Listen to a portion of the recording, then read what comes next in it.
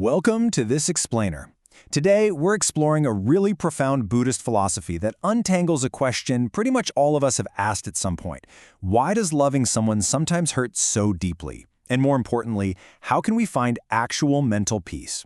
If you've ever felt completely overwhelmed by the complexities of your relationships, wondering why something as small as a late text message can literally ruin your entire day, you are in the right place. We're going to break down these intense feelings and build a practical framework for some real tranquility. Seriously, why do our deepest affections so often lead to our deepest suffering? Have you ever noticed that when we lose someone, or even when we're just feeling incredibly anxious within a relationship, the emotional pain can feel completely debilitating? We tend to just assume that this intense pain is proof of how much we loved them. I mean, it's totally romanticized in our movies and our music, but as we'll see, Buddhist philosophy offers a radically different perspective on what's actually happening in our minds during those moments of profound emotional distress. To get to the bottom of this, we'll be covering 5 key areas today. First up, the core difference between love and compassion. Second, the true nature of attachment.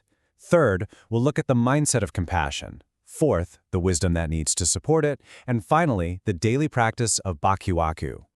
All right, let's dive right into part 1, the difference between love and compassion, and the two very distinct paths of caring for someone. Think about the exact moment your feelings for someone start to form. We automatically go down one of two roads. What we normally call love in a worldly sense is actually often a desire to possess. It's a pulling motion, right? Wanting to make that person yours, pulling them towards you. On the flip side, compassion is the pure wish to gently relieve their pain. It's a letting go motion. It's a push toward their relief without asking for absolutely anything in return. They seem super similar at the starting line, but this fundamental difference between pulling for yourself and pushing for their relief takes us to entirely different destinations in our mental well-being. Moving right along to part 2, let's explore the true nature of attachment, which is really about understanding the mechanics behind our suffering. The source text introduces this fascinating concept called katsu-ai, which essentially translates to an intense, unquenchable craving. Imagine you're stranded in a desert, deeply thirsty, and you desperately drink salt water to try and fix it. That's katsu-ai. The more affection or reassurance you get, the thirst doesn't magically disappear. It actually gets stronger and much more demanding. It's the state of a mind endlessly and anxiously seeking someone else to fill an internal void. If you've ever felt like no amount of love from a partner is ever quite enough to make you feel totally secure, well, you've experienced this saltwater effect firsthand. So how do we know when we've crossed the line? A feeling might start out as warm affection, but you gotta watch out for these subtle shifts. Things like needing constant approval, or feeling your chest tighten with anxiety when they interact with other people. Or maybe you're giving them your absolute all, but deep down, you're secretly doing it just so they'll need you back.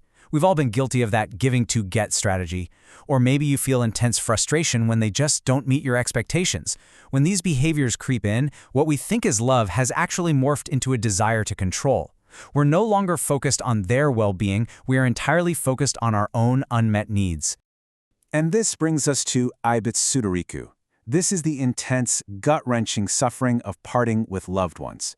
Buddhism suggests that the sheer weight of a devastating breakup or a loss isn't just about missing the person. It acts like a mirror. It reflects exactly how heavily we depended on them for our own emotional foundation. That feeling that your entire life has crumbled, that's the ultimate sign of profound attachment. Now, acknowledging this doesn't mean you didn't truly care for them. It just means you recognize how much of your own internal stability was tied directly to them being around. Okay, on to part 3, the mindset of compassion. We've diagnosed the problem, so let's look at the antidote, which is a pure wish for another person's ease. At its core, true compassion is surprisingly simple. It is a completely natural, unselfish reaction to someone else's pain without demanding a single thing in return. Think of that instinctual, undeniable urge you feel to rush over and help when you see a stranger trip and fall on the sidewalk. In that split second, you aren't calculating what you'll get out of the interaction. You don't care if they praise you. It is purely a genuine, warm wish for them to be okay and free from harm. But let's be realistic here, because we are, after all, only human. The text makes a really vital distinction between big compassion and small compassion. Big compassion is limitless. It's directed at all existences, literally everyone. Even the person who just aggressively cut you off in traffic.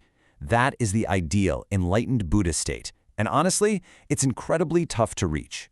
Small compassion, on the other hand, is human nature. It's limited, usually only reaching our inner circle, our family, our friends. And here is the crucial point. It is completely okay that we start with small compassion. We shouldn't judge ourselves for not being perfect, enlightened beings right out of the gate. In fact, simply knowing the limits of your small compassion is the very first step to gently expanding it. By non-judgmentally accepting our natural boundaries, we can intentionally begin to widen our circle of care. Once you know exactly where your limits are, you can consciously choose to push them just a tiny bit. Maybe it's leaving an unexpected tip for a barista, or just offering a warm smile to a complete stranger on your morning commute.